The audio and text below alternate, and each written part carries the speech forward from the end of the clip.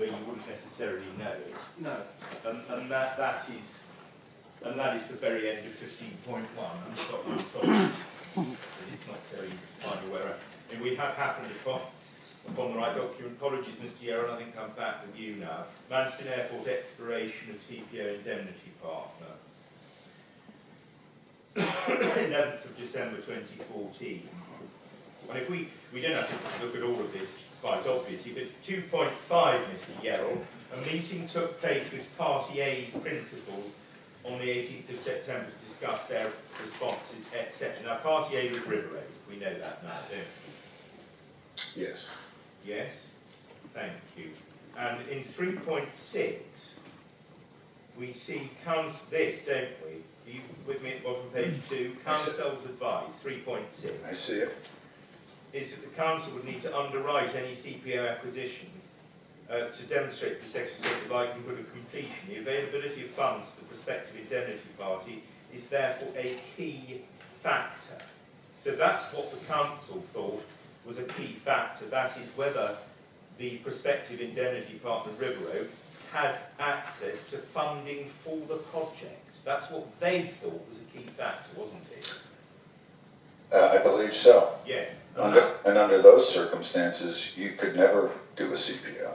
Well, you'd be surprised, Mr. Yerrall. I would. You clearly don't have any experience in that case of CPO, indemnity agreements and other arrangements of that kind, but I'm just simply not going to go there with you. You accept, do you, that the council, it's quite obvious in the face of this document, that the council took Council's advice, didn't they?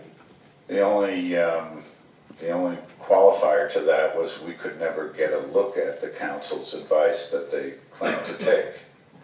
Well, there we are, but they took Council's advice, which was no doubt a responsible thing to do, was it? Would you agree? I don't know. I don't know know if whether it was responsible. well, I don't know if they ever actually took it. Well, you think they're lying? I don't know. Well, of course you know. They say Council's advice is as follows. They've said it. Are you suggesting that's not true? I'm suggesting that I don't know. Oh, I see. Well, that's a remarkable suggestion. There we are. I can deal with it in submissions if I need to. Section 6, accounting and investor information. Do you see that on page 4? The information provided by Party A, River Oak, doesn't demonstrate that it has the appropriate financial status or has committed investors to enable it to acquire the site by private treaty prior to a CPO process, to fund the preparation of a robust case, to meet the expected compensation costs, to develop the airport and operate it viably in the long term. 6.2, this would therefore be a high-risk option. That was their view, wasn't it, at that time in December 2014? It was their view, yes. And the indemnity, can I just pick up and then we'll move on, section 8. The approach suggested by Party A is that funds will be transferred in tranches to a UK account managed by UK solicitors. The Council could then incur CPO costs to the value of the funds in the account. The Council wouldn't be obliged to proceed with further work until new funds were paid into the account by Party A, River Oak. The Council is not seeking a CPO on a speculative basis. It would not wish to put itself in a position whereby full achievement and vesting of the site would depend on the partner's ability to generate investment in the project, and then there's a reference to a high-risk option again. Do you see that?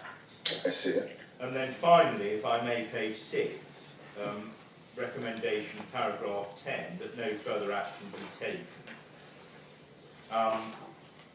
You see, the point, as I understand it, the Council were making was not that the indemnity to cover the Council's CPO costs was not available, but rather that there was no evidence or insufficient evidence that funding was available to carry out the project, and therefore that a CPO was likely to be achievable. I understand the point, I just don't agree with it. Well, it's entirely within your rights not to agree with it. I mean, we've done this same kind of transaction 70 times when I was at River Oak. When you were? At River Oak Investment Corp, which was the applicant at that time. Okay, go to, if you would, CD 16, 15.3, which may be in the next volume, so this will be 2 tabs on. 15.3. This is extraordinary cabinet? That is correct. Absolutely right, Mr. Yerrall. Of the 29th of October 2015. So have you managed to unearth that? 29th of October, extraordinary cabinet. That's it. The extraordinary cabinet, 29th of October 2015. Now, to find the relevant bit, you don't have to go on very far, actually. You've gone about 2 or 3 sheets, and you'll see agenda item 3, Mr. Yerrall, review of CPO indemnity partner for Manston Airport. Do you see that? Leader of the Council, extraordinary cabinet, review of CPO indemnity partner for Manston. I see it, yes. I'm most grateful.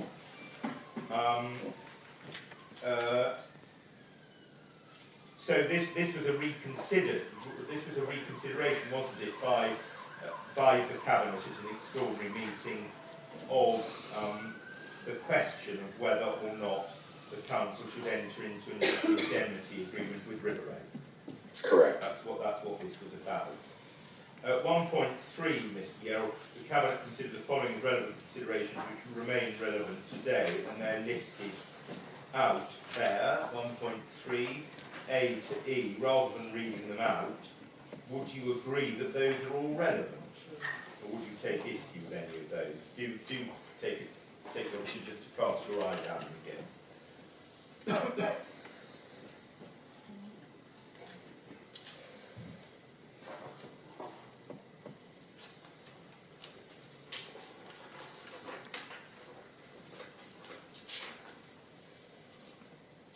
I believe those are relevant considerations in proper context. All right, that's fine. I'm grateful for that. So then there's quite a lot. I don't need to take up anything in section 2. I don't think there's quite a lengthy timeline set out in section. The question, that's a perfectly fair comment. But the question is, there's still no business plan in the public domain, is there? That's correct. But that will be submitted when it is part of the DCO application. Yes. Business plan, yes, good, excellent, look forward to it. And then again, on 3.15, if I can pick up, council has advised, you're going to say the same thing, presumably, you don't know that, because you never saw council's advice. Yeah, I think we may perhaps have covered this, but just to cover it comprehensively, or at least as far as I think it needs to be covered. Just about your financial analysis, which is your appendix 3, I think. I'll get the right file. This was in your original evidence, not your rebuttal evidence.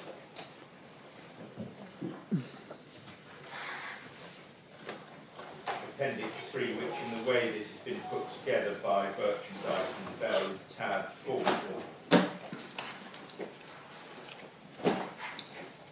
I'm not going to take up any detail points with you for reasons that ought already to be clear, but if we look at paragraph 1, Mr. Yerrall, on page 1, we see this, don't we? In response to the report done by AV Solutions for Thanet District Council, River Oak has undertaken a financial model that uses its own proprietary model to produce outputs of the type produced by AV. This report will demonstrate the flaws in the reasoning used by AV as well as demonstrate the long-term financial viability of River Oak's plan for Manston. So that's what this document seeks to do. It seeks to respond to the AV Solutions report. Is that right? That's its purpose. That's our primary purpose. The secondary purpose is also to demonstrate viability. The point of the first point is that it was put into format so that it would look like, or at least correspond in some way to the AVIA format. All right, well, that's fine, thank you. And I think we probably already agreed this, but just to be sure, do we agree that the assumptions that underlie this document will be considered and, so far as is necessary, tested through actually both the local plan and DCO processes. Do we agree that? I'm not sure that it will go under the local plan, Well, but the Avius Solution, I say that because the Avius Solutions report is part of the evidence base for the new local plan. And if River Oak are going to contest, which they do, the correctness, if you like, of the Avia report, then I would have thought that River Oak were going to raise that in the context of the local plan process. I think it's possible. All right. Okay, that's why I put it that way. You understand?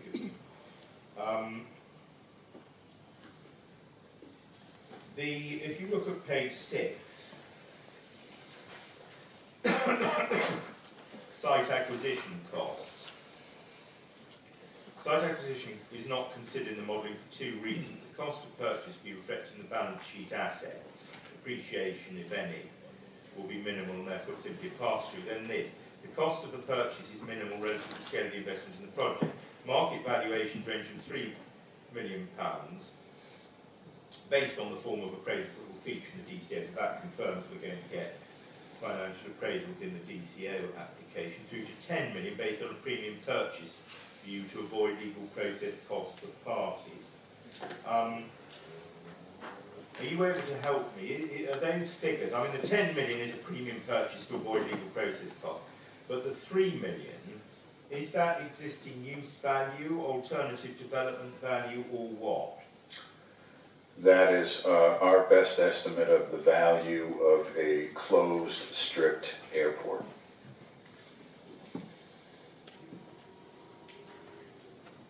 Okay, it doesn't, with a potential alternative use or development value or not? No. No. I mean, clearly it doesn't reflect the value that the site would have if the landowners were to succeed in their current planning application. I don't believe it would, no. It does not reflect that value. I don't know what the value is if their application succeeds. I suspect it's higher than 3 million. Not a difficult one, I don't think. All right, well, we don't need to go into valuation matters at this stage. We may need to in some other forum. But anyway, we can conclude from what you say, can we, that 7 million, which is the difference obviously between 3 and 10, is not material to scheme viability. That's correct. Correct. All right. Thank you. Just forgive me for a moment.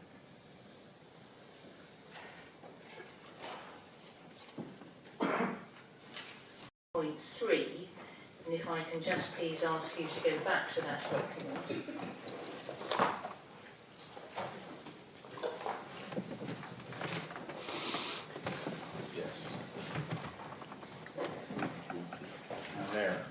Thank you, and you were taken to page 7 of that document at paragraph 4.2. This is, can you just Yes. tell me which document we're, because my Yes, tab yes, it's the extraordinary cabinet meeting on the 29th of October, sir, and it's a supplementary agenda report, and it's page 7 in that document. This is the, yes. It's paragraph 4.2 under the heading section 4, indemnity agreement, CPO power. Yes, wherever it does not provide sufficient evidence. Yes. Yes. Thank you. Thank you. And Mr. Yerrall, if you can just have a look, please, again at paragraph 4.2, where it says that River Oak has not provided sufficient evidence to show the council that the funding available to deliver the scheme is currently available. And Mr. King said to you, well, that was essentially that the 300 million. Do you remember that discussion that you had with him? Can I just have your help with this? Insofar as the advice that you were receiving at that time, in terms of the requirement or the reasonableness of showing at that stage in the process that you had £300 million available, what was the advice that you were being given? Our advice was that it was premature to be asked for that, but in response to that, we did provide a letter from Oryx saying that that they were interested in the airport and were willing to invest or I don't know what exactly the wording was, so I shouldn't say what they were willing to do, but it was a letter supportive of our effort to acquire the airport and their interest in participation. We also provided the council with a letter from a private investor, a bank account showing approximately the 70 million in cash with names and account numbers redacted, but with an offer to show it to the leader of the council in private, which he declined. Thank you. And then just the other matter I'd like your help with, it was put to you that or you were taken to the part of the report, this is CD 15.1, I don't think we need to turn this up for the purposes of the question, where the council was concerned that it was a high-risk proposal for the council. But can you just help me with this? I mean, insofar as the indemnity agreement that you were proposing, in terms of risk, what was the risk of the council? I never could understand that there was any risk to that. They weren't obliged to do anything unless they were in funds with our indemnity agreement, so I was at a loss to understand the level of risk that they claimed. Thank you very much. Those are the only questions I have. Thank you very much, sir.